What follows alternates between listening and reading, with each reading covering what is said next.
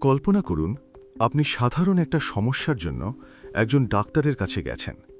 হয়তো আপনার একটু মানসিক চাপ বা হালকা ডিপ্রেশন কাজ করছে। ডাক্তার আপনাকে ভরসা দিলেন, বললেন কিছু ওষুধ আর থেরাপিতেই সব ঠিক হয়ে যাবে। কিন্তু এরপর আপনার আর কিছু মনে নেই।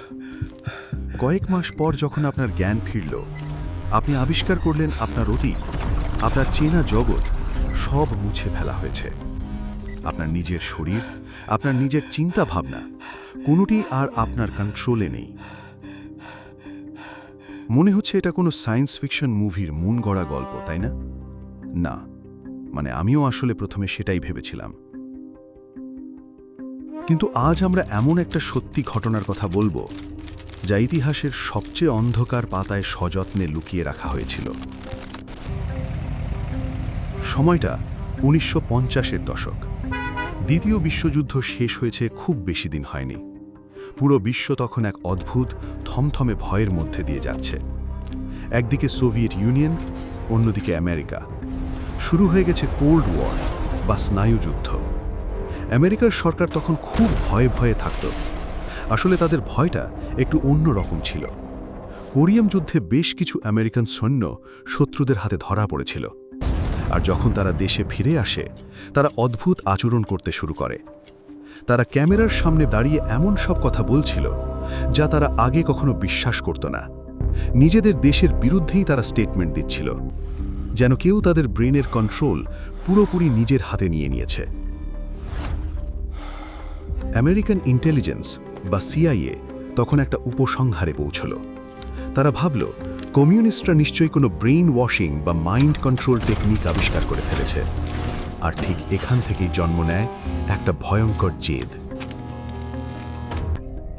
সিআইএ সিদ্ধান্ত নিল, শত্রুরা যদি মানুষের মন নিয়ন্ত্রণ করতে পারে, তবে আমাদেরও সেটা পারতে হবে, যেমন করেই হোক।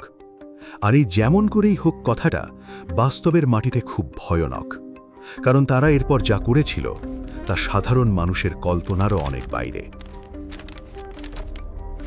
1953 সালের 13 এপ্রিল সিআইএ অত্যন্ত গোপনে একটা প্রজেক্ট শুরু করে, যার কোড নেম দেওয়া হয়েছিল MK আল্ট্রা। উদ্দেশ্য খুব সোজা, এমন একটা ড্রাগ বা পদ্ধতি বের করা যা দিয়ে মানুষের মন পুরোপুরি কন্ট্রোল করা যায়, মানুষের ইচ্ছা শক্তি ভেঙে দেওয়া যায়। এই প্রজেক্টের দায়িত্ব দেওয়া হলো সিডনি গটলেব নামের এক কেমিস্টকে। তাকে অনেকেই সিআইএর পয়জনার ইন চিফ বা প্রধান বিষ প্রয়োগকারী বলতো। গটলেব বিশ্বাস করতেন, মানুষের মনকে যদি কোনোভাবে টুকরো টুকরো করে ভাঙা যায়, তবে একটা নতুন মন তৈরি করা সম্ভব। তিনি সারা পৃথিবী থেকে অদ্ভুত সব রাসায়নিক পদার্থ সংগ্রহ করতে শুরু করেন। কিন্তু সমস্যা হলো, এই ধরনের এক্সপেরিমেন্ট তো আর ইঁদুর বা বাঁদরের ওপর করা যায় না। এর জন্য দরকার জ্যান্ত মানুষ, যাদের নিজস্ব চিন্তা শক্তি আছে, আবেগ আছে। আপনি হয়তো ভাবছেন, তারা নিশ্চয়ই কোনো দাগী অপরাধী, মৃত্যুদণ্ড পাওয়া কয়েদি বা শত্রু দেশের গুপ্তচরদের উপর এই পরীক্ষা করেছিল। কিন্তু এখানেই আমরা সবচেয়ে বড় ভুলটা করি। রিপোর্ট অনুযায়ী সিআইএ সাধারণ আমেরিকান নাগরিকদের উপর এই পরীক্ষা শুরু করে। এমন সব সাধারণ মানুষ যারা ঘুণক্ষরেও জানত না যে তাদের সাথে আসলে কি হচ্ছে। যেমন ধরুন অপারেশন মিডনাইট ক্লাইম্যাক্স। এটা ছিল MK আল্ট্রারই একটা সাব প্রজেক্ট। সিআইএ কিছু সেফ হাউস বা গোপন অ্যাপার্টমেন্ট তৈরি করল। সেখানে সাধারণ মানুষদের নানা ওসিলায় ডেকে আনা হতো। তারপর তাদের পানীয়র সাথে মিশিয়ে দেওয়া হতো শক্তিশালী হ্যালুসিনোজেনিক ড্রাগ, বিশেষ করে LSD। উদ্দেশ্য ছিল দেখা, ড্রাগ দেওয়ার পর মানুষ কিভাবে রিয়্যাক্ট করে। তারা কি নিজেদের গোপন কথা ফাঁস করে দেয়? সিআইএ এজেন্টরা 2-ওয়ে মিররের ওপাশ থেকে বসে এই সব দৃশ্য রেকর্ড করত।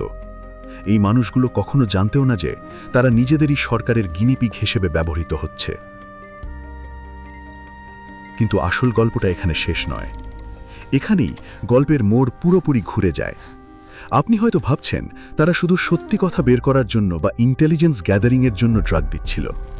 কিন্তু নথিতে দেখা যায় আসল উদ্দেশ্য আরও অনেক বেশি অন্ধকার আর ভয়ঙ্কর ছিল। সিআইএ শুধু তথ্য বের করতে চাইছিল না, তারা চাইছিল মানুষের মেমরি বা স্মৃতি পুরোপুরি ডিলিট করে দিতে, একদম একটা খালি কম্পিউটারের হার্ড ড্রাইভের মতো। আর তারপর সেই ফাঁকা ব্রেনে নতুন কমান্ড বা নির্দেশ ঢুকিয়ে দেওয়া। সহজ কথায়, তারা চেয়েছিল প্রোগ্রামড গুপ্তঘাতক বা স্লিপার সেল তৈরি করতে, যাকে নির্দেশ দিলে সে যে কোনো কাউকে খুন করবে, কিন্তু কাজটা শেষ হওয়ার পর তার নিজেরই কোনো স্মৃতি থাকবে না। হ্যাঁ, এটা শুনতে পুরোপুরি অবাস্তব লাগছে, যেন কোনো জেমস বন্ড মুভির স্ক্রিপ্ট। কিন্তু এই সত্যিটা প্রমাণ করার জন্য আমাদের আমেরিকার সীমানা পেরিয়ে কানাডার একটা হাসপাতালে যেতে হবে। জায়গাটার নাম অ্যালেন মেমোরিয়াল ইনস্টিটিউট। সেখানে ডক্টর ইউএন ক্যামেরন নামের একজন বিখ্যাত সাইকিয়াট্রিস্ট কাজ করতেন। সিআইএ তাকে প্রচুর টাকা দিয়েছিল একটা বিশেষ গবেষণার জন্য। ডক্টর ক্যামেরনের কাছে প্রচুর সাধারণ রোগী আসতেন। কেউ আসতেন পোস্টমার্টাম ডিপ্রেশন নিয়ে, কেউ বা সামান্য মানসিক চাপ বা অ্যাংজাইটি নিয়ে। তারা বিশ্বাস করতেন এই বিখ্যাত ডাক্তার তাদের সুস্থ করে তুলবেন। কিন্তু সুস্থ করার বদলে ডক্টর ক্যামেরন শুরু করতেন তার নিজস্ব সাইকিক ড্রাইভিং মেথড। রোগীদের দিনের পর দিন ড্রাগ দিয়ে কোমায় বা ঘুমে আচ্ছন্ন রাখা হতো, কখনো কখনো টানা ৬৫ দিন। তাদের মাথায় প্রচণ্ড হাই ভোল্টেজ ইলেকট্রিক শক দেওয়া হতো, স্বাভাবিক মাত্রার চেয়ে প্রায় ৩০ থেকে ৪০ গুণ বেশি শক্তিশালী শক। কেন? কারণ ওই যে পুরনো স্মৃতি মুছে ফেলা, ব্রেইনের নিউরাল কানেকশন ভেঙে দেওয়া। রোগীরা যখন সাময়িকভাবে জ্ঞান ফিরে পেত, তখন তাদের কানে হেডফোন লাগিয়ে একটা নির্দিষ্ট মেসেজ বা অডিও বারবার শোনানো হতো, লক্ষ লক্ষ বার। গবেষণায় ইঙ্গিত পাওয়া যায় উদ্দেশ্য ছিল ব্রেনকে নতুন করে প্রোগ্রাম করা। এর ফল হয়েছিল ভয়াবহ। পরিচয় পুরোপুরি ভুলে যায়। অনেকেই নিজের পরিবারের সদস্যদের আর চিনতে পারত না। এমনকি অনেকে কথা বলা বা সাধারণ হাঁটাচলাও ভুলে গিয়েছিল। তারা আর কোনোদিন স্বাভাবিক জীবনে ফিরতে পারেনি। এই এমকে আল্ট্রা প্রজেক্ট একদিন দুদিন নয়, চলেছিল প্রায় ২০ বছর। ১৯৫৩ থেকে শুরু করে ১৯৭৩ সাল পর্যন্ত। সিআইএ প্রায় ১৪৯টি সাব প্রজেক্ট চালিয়েছিল, ৮০টিরও বেশি প্রতিষ্ঠান, বিশ্ববিদ্যালয়, জেলখানা এবং হাসপাতালে। হাজার হাজার নিরীহ মানুষের জীবন পুরোপুরি ধ্বংস করে দেওয়া হয়েছিল। অনেক মানুষ আত্মহত্যা করেছিল কারণ তারা জানতই না তাদের মাথার ভেতর আসলে কি চলছে। কিন্তু আমরা কিভাবে এই গোপন প্রজেক্টের কথা জানতে পারলাম? ১৯৭৩ সালে আমেরিকায় ওয়াটারগেট কেলেঙ্কারির পর সিআইএ ডিরেক্টর রিচার্ড হেলমস প্রচণ্ড ভয় পেয়ে যান। তিনি বুঝতে পারেন সরকার যদি ইনভেস্টিগেশন শুরু করে তবে এমকে আল্ট্রার কথাও খুব দ্রুত ফাঁস হয়ে যাবে। তাই তিনি তড়িঘড়ি করে এমকে আল্ট্রার সমস্ত গোপন নথি পুড়িয়ে ফেলার নির্দেশ দেন। তার নির্দেশ মতো বেশিরভাগ প্রমাণই ধ্বংস করে ফেলা হয়, কিন্তু ভাগ্যক্রমে কিছু অর্থনৈতিক বা ফাইন্যান্সিয়াল নথি ভুল করে অন্য একটা আর্কাইভে রাখা ছিল। ১৯৭৫ সালে আমেরিকান সেনেটের চার্চ কমিটির তদন্তে সেই বেঁচে যাওয়া নথিগুলোই বেরিয়ে আসে। আর তখনই পুরো পৃথিবী স্তব্ধ হয়ে জানতে পারে আমেরিকা সরকার নিজেদের নাগরিকদের ওপরই কী বীভৎস অমানবিক পরীক্ষা চালিয়েছিল। তবে ওই যে ধ্বংস হয়ে যাওয়া নথিগুলো, সেখানে আরও কত কালো সত্যি, কত নিরীহ মানুষের আর্তনাদ লুকিয়েছিল তা আমরা হয়তো কোনোদিনও জানতে পারব না। এমকে আল্ট্রা প্রজেক্ট হয়তো আনুষ্ঠানিকভাবে বন্ধ হয়ে গেছে। সরকার বলছে তারা আর মানুষের ব্রেন কন্ট্রোল করার চেষ্টা করে না।